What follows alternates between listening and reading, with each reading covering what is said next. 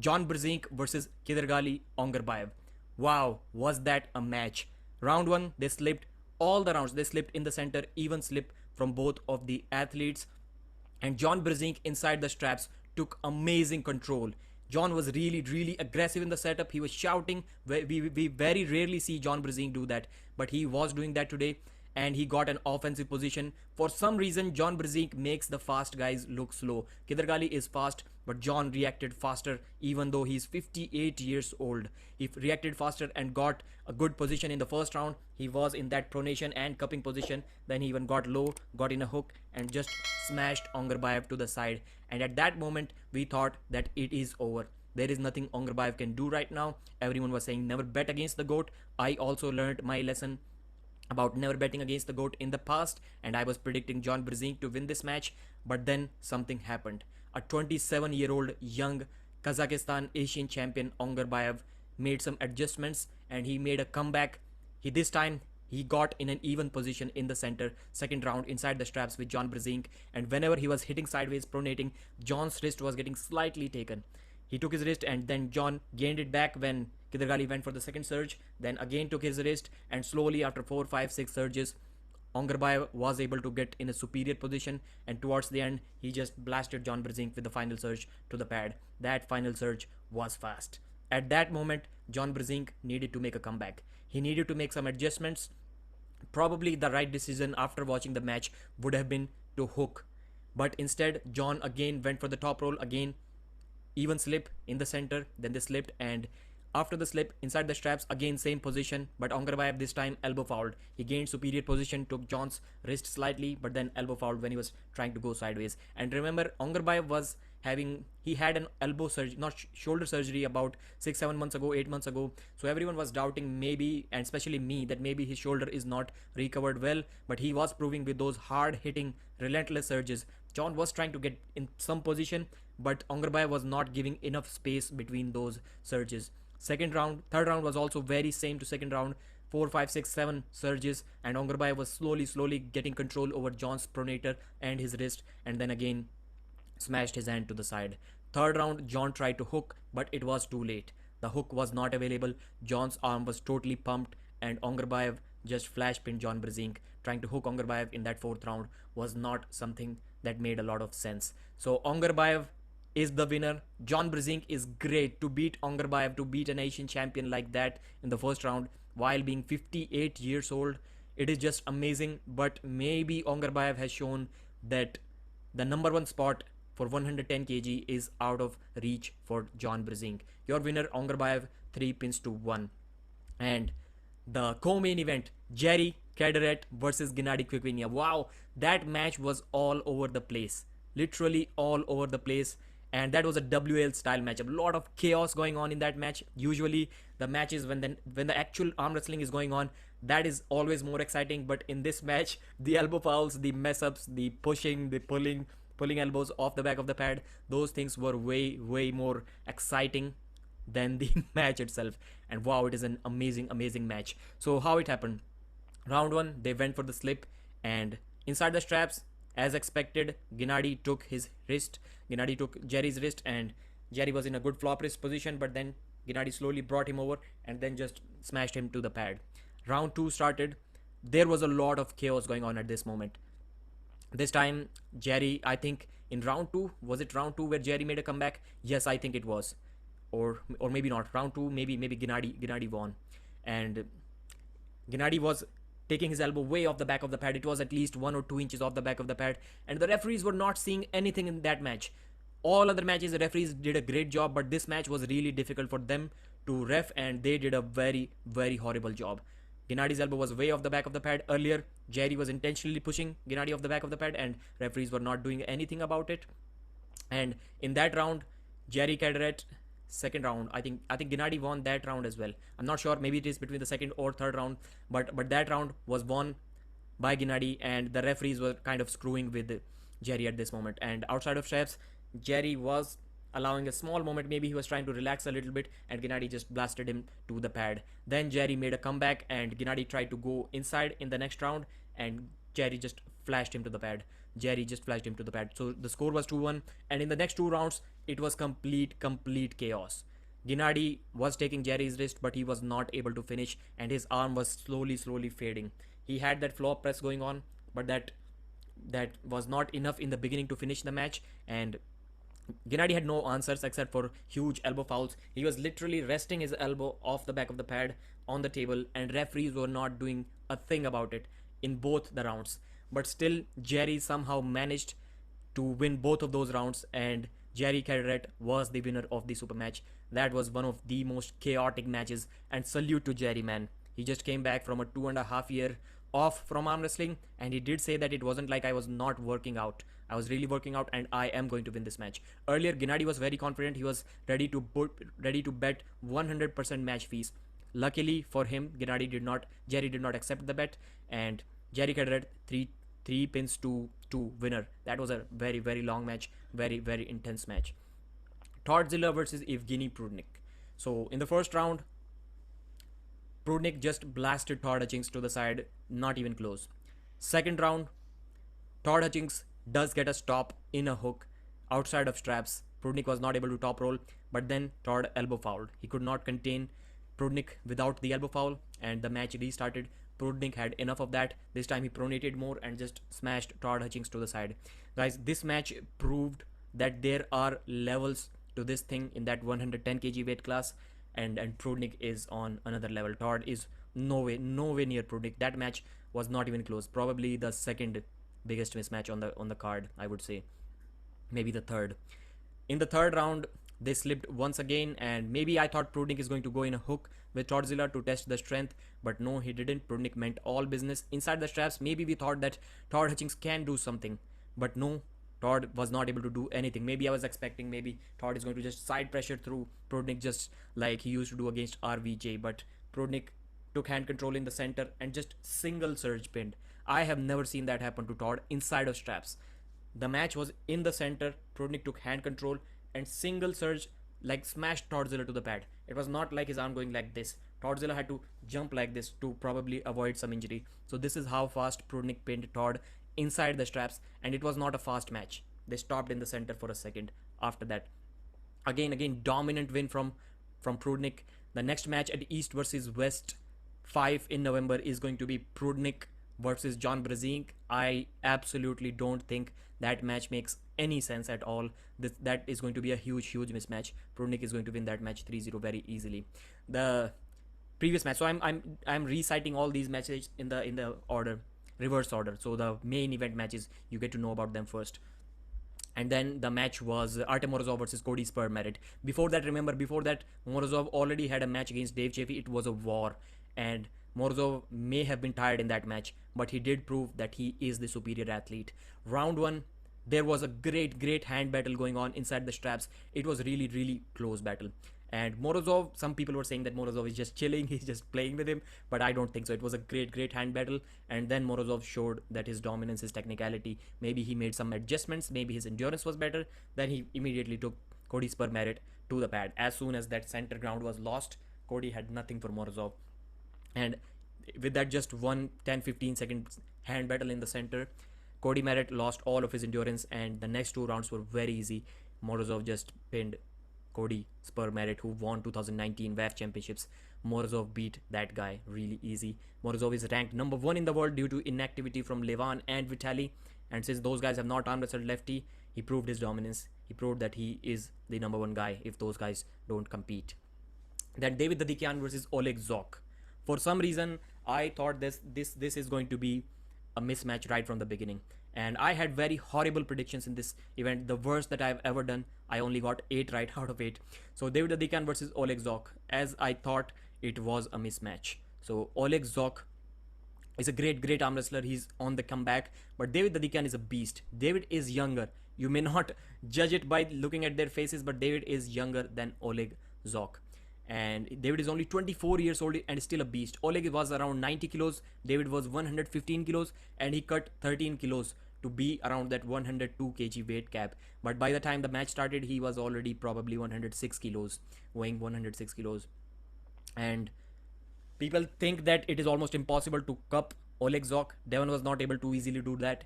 To a 2013 younger 20-year-old version of Oleg Zhokh, but David Dadikyan just controlled him, cupped him, and just smashed him to the side. David, I have not seen that guy laugh at all. He never laughs. Maybe a few times while practicing with Denis Siplenkov, but that guy, you can see that in this picture, he always looks like that. So in the second round as well, he hooked him and beat him. Third round, he got the cupping, he hooked him, but then he tried to prove a point. He top rolled.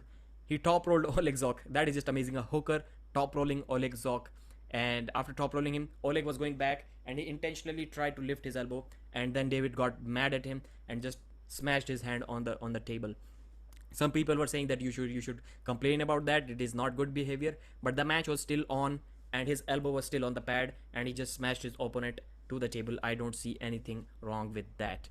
The next match, Bozhidar Simeonov versus David Samushia. Bulgaria versus that was really one of Bulgaria versus Georgia. That was really one of the most exciting matches. Very close match in a hook war as everyone expected.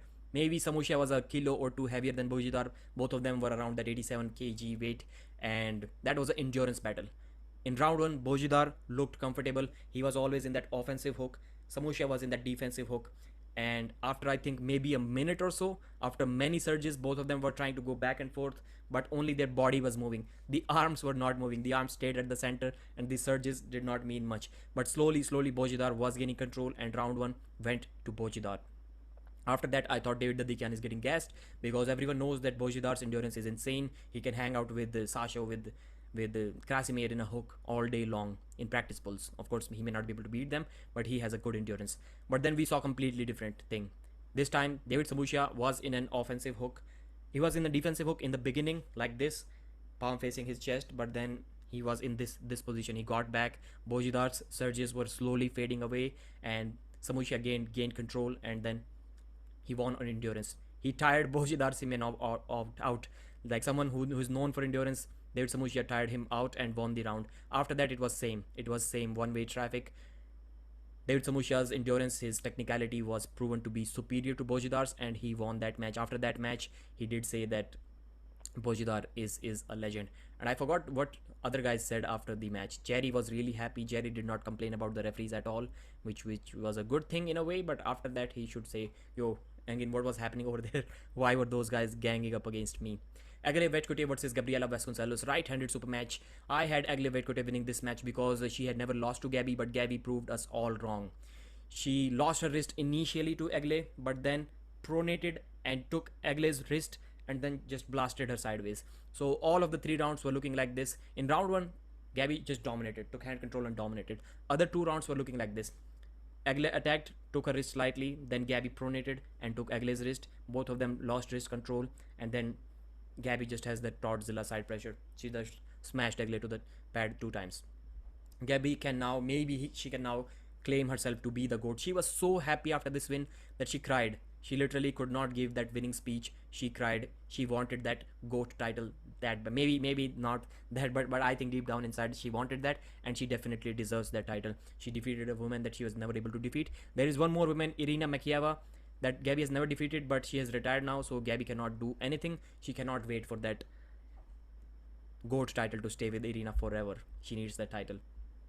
So there was many matches before, there was a left-handed match between them as well. First round was won by Irina Makieva by Egle Vaitkute, and then Gabi did the same thing. She lost her wrist, but then pronated, took Egle's wrist and just smashed through her without her wrist with a ton of side pressure. Same thing in that match. This match she won 3-1. So she was able to beat Egle for the first time on both left and right arms. Dave Chaffee versus Artyom Morozov, ladies and gentlemen. Amazing match. What a match. Wow. Round 1, as everyone expected, Dave top rolled him. Second round, got in a hook, and Dave got very near, 1 inch from pinning Artyom Morozov. Artyom Morozov stopped Dave in a defensive hook, and Dave was all stretched out, completely under the table. Maybe he should have stood up and tried another surge. Maybe he would have lost, but that would have been definitely the better decision. He did not do that, but won the second round. Artyom Morozov was looking at Dave and laughing, saying no, but still Artyom lost that round. Dave Chaffee up 2-0. After that, Dave Chaffee was clearly gassed. Artyom Morozov top rolled him without the straps a couple of times. Round 5 went to the straps. We thought Dave Chaffee is a different beast inside the straps, but clearly Dave Chaffee's weakness is his endurance, and we have seen that he cannot work on it. It was exploited in the Genadi match 3 months ago. If he could have done anything to work on that, He realized that mistake, but he couldn't improve it. So maybe that is going to stay with Dave Chaffee. And Dave Chaffee is clearly not the guy that he used to be 7-8 years ago, maybe even 5 years ago. Forget about 10 years ago. Artyom Morozov came back from a defensive position in the final round. Dave got a good hit and brought him back and beat Dave Chaffee in a hook. Artyom Morozov won both matches. Right-handed, he beat Dave Chaffee. Left-handed, he beat Kody Merritt. Best day for this young kid, 24 years old only. That was the match. Irakli Zirakashvili versus Krasimir Kostadinov. East versus East.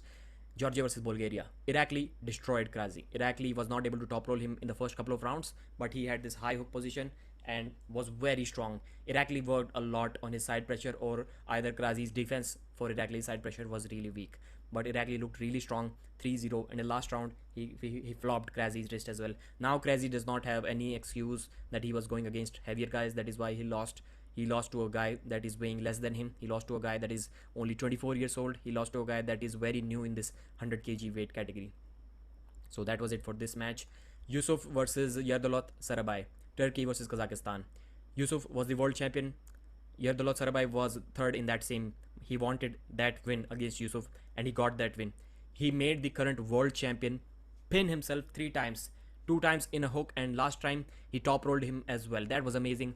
Made Yusuf pin himself 3 times, something which Oleg Sherkasov was not able to do. So that tells you the level of this kid.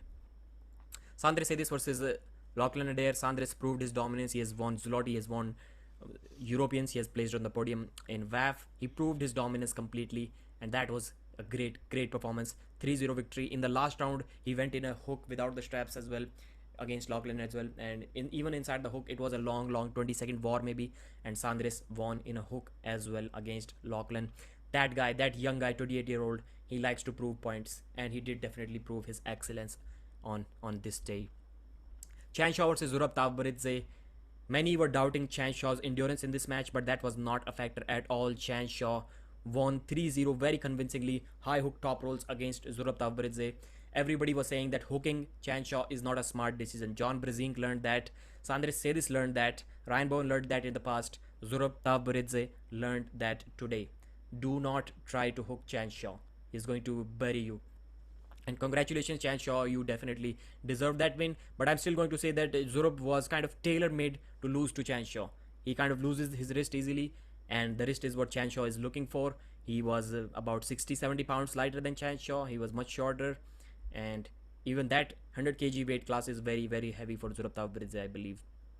Congratulations, Chanshaw. You definitely got the first win for West. Daniel Prokopchuk versus Corey Miller, as everyone expected. Mismatch, big mismatch. Corey was just held by Daniel, and Daniel was just looking him dead into the eyes. He was not pinning him. He was maybe even letting Corey take his wrist. Maybe Corey's pronation was strong enough that he took his wrist, but Daniel was way too comfortable in this position. He was just holding him there, and I think Corey fouled out twice in the second round as well. He was trying to embarrass Corey Miller. He just held him in the center. He was not pinning him at all. Corey had done trying everything. Nothing was working. Corey was getting gassed out in the center of the table. Then he intentionally elbow fouled. He put his elbow on the table, and then after the restart, Daniel kind of got mad and smashed Corey Miller to the pad.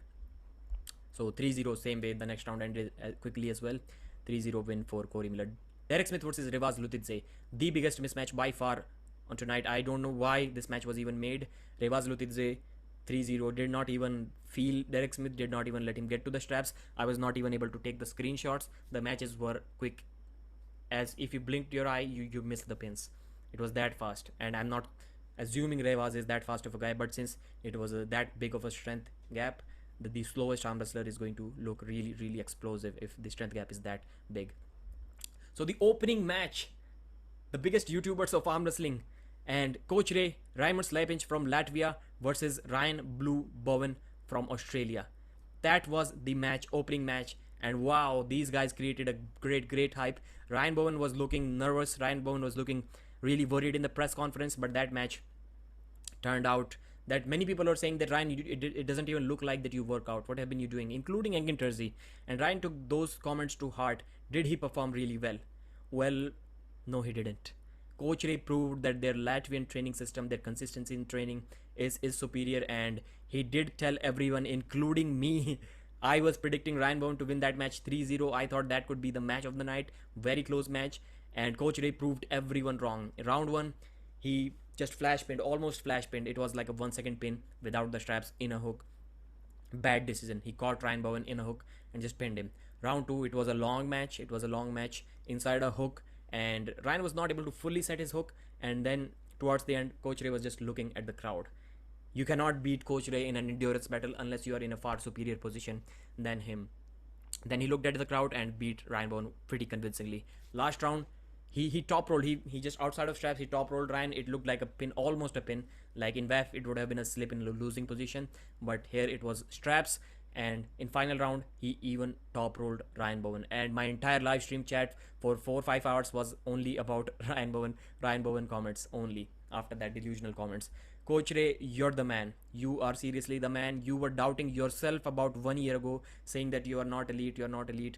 I think maybe not at this 90 kg weight cap, but at 85 kg, you can definitely be elite. You deserve that bronze that you won at the Europeans. So guys, there were very few stream crashes, but I hope nobody gives Engin a really tough time this time, except for that one match where the referees kind of messed it up, Genadi versus Jerry. Other than that, it was perfect. The stream crashed 4 or 5 times, but as soon as you pressed on reload, everything started working fine. The stream was amazing, $15 pay-per-view. I really liked it. And I'm recording this video during a live stream, so I hope the chat is going crazy now. I hope they're liking this. I don't know what they're saying, but I'm going to end this video. Please subscribe to the channel. Very few of you may have stayed in the video. I was about to say lasted this long, but it would have been taken in a different manner. Very few of you may have stayed this long. So much patience, and without watching the footages. Thank you very much. Subscribe. Thank you, and bye bye.